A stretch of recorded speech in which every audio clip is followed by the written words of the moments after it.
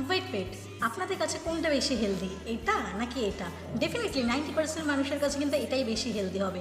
কারণ কি, আমাদের চোখে হেলদি মানে হচ্ছে সে মোটা সোটা থাকবে, এটা কিন্তু হেলদি। বাট অ্যাকচুয়ালি কি এটা কি হেলদি?